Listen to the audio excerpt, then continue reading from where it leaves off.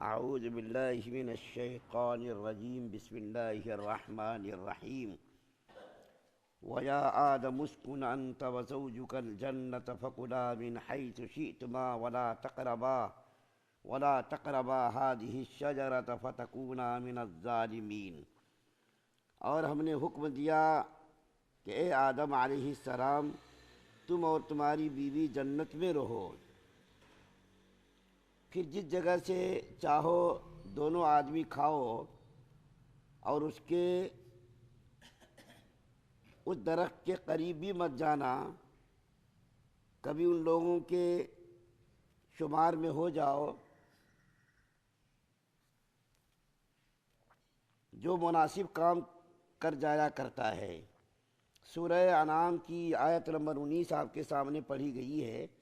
اس سے پہلے حضرت آدم علیہ السلام کی تخلیق کا تذکرہ تھا اور فرشتوں کو سجدہ کرنے کا حکم دیا۔ تمام فرشتوں نے سجدہ کیا، لیکن ابلیس نے سجدہ کرنے سے انکار کر دیا، اور اس نے قسم کھائی کہ میں آپ کے بندوں کو ہر چہار جانب سے بہکانے کی ہر ممکن کوشش کروں گا۔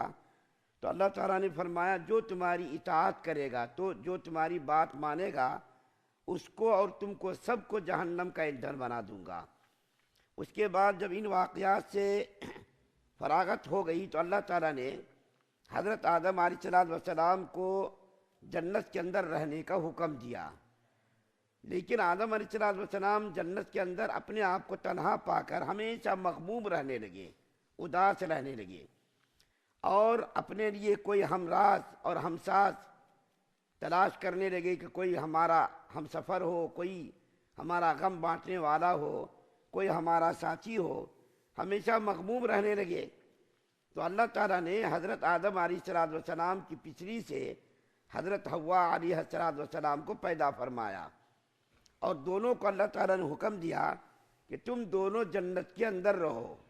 ایک تو یہ بات ہو گئی۔ ایک دوسری بات، شیخ عبدالحق محدث دہلوی رحمۃ اللہ علیہ، یہ بھی بہت بڑے پائے کے عالم ہیں۔ ان کی ایک بہت مشہور کتاب ہے مدارج النبوت۔ اس کے اندر لکھا ہے کہ اللہ تعالیٰ نے جب حضرت آدم علیہ السلام کو جنت میں رہنے کا حکم دیا تو یہ اداس رہنے لگے، مغموم رہنے لگے۔ تو ایک مرتبہ یہ نیند میں تھے، نیند کی حالت میں ان کی پچھلی سے اللہ تعالیٰ نے حضرت حوا علیہ السلام کو پیدا کیا۔ جب ان کی آنکھ کھلی تو دیکھا کہ ایک عورت بیٹھی ہوئی ہے، نہایت حسین خوبصورت۔ ایک اور بات بتا دوں، دنیا کے اندر جیسا کہ حضرت یوسف علیہ السلام سب سے حسین خوبصورت مشہور ہے، سب لوگ جانتے ہیں کہ حضرت یوسف علیہ السلام حسن و جمال میں یکتا تھے، بے مثال تھے۔ دنیا کے اندر کوئی اتنا حسین زمین پیدا نہیں ہوا ہمارے نبی صلی اللہ علیہ وسلم کو چھوڑ کر، اتنا کوئی حسین پیدا نہیں ہوا۔ اسی طریقے سے عورتوں میں حضرت حوا علیہ السلام تمام عورتوں میں سب سے زیادہ حسین اور خوبصورت تھی۔ تو آدم علیہ السلام نے ان کی طرف ہاتھ بڑھانا چاہا، تو فرشتوں نے کہا کہ اے آدم علیہ السلام، سب سے پہلے آپ کا نکاح ہوگا اور آپ کا دین مہر متعین ہوگا، اس کے بعد یہ آپ کے لیے حلال ہوگی بیوی۔ تو حضرت آدم علیہ السلام کا نکاح کیا گیا، مہر متعین کیا گیا۔ وہ دین مہر کیا متعین کیا گیا؟ ایک روایت کے مطابق 3 مرتبہ درود شریف کا پڑھنا، اور ایک دوسری روایت کے مطابق 20 مرتبہ درود شریف کا پڑھنا۔ یہ آدم علیہ السلام کا دین مہر متعین ہوا۔ تو بہرکیف یہ دونوں میاں بیوی جنت کے اندر رہنے لگے، اور اللہ تعالیٰ نے فرمایا وَلَا تَقْرَبَا هَٰذِهِ الشَّجَرَةَ کہ تم اس درخت کا پھل کھانا تو دور کی بات، اس کے قریب بھی مت جانا۔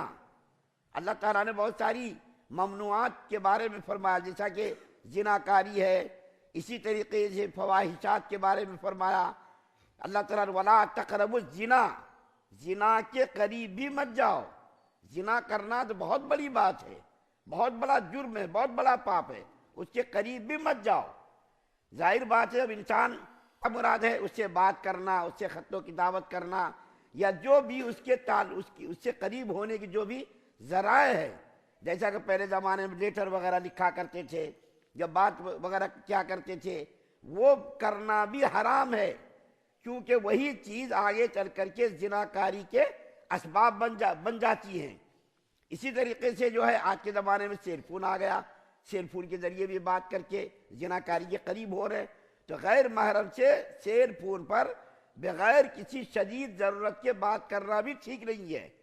اسی طریقے سے وَلَا تَقْرَبُوا الْفَوَاحِشَ مَا ظَهَرَ مِنْهَا وَمَا بَطَنَ، سورہ انعام کی آخری آیات میں یہ آیت گزری تھی. اور یہ اللہ تعالیٰ نے فرمایا کہ ظاہر باطن کھلم کھلا ہو یا خفیہ طور پر بے حیائی ہو اس کے بھی قریب مت جاؤ.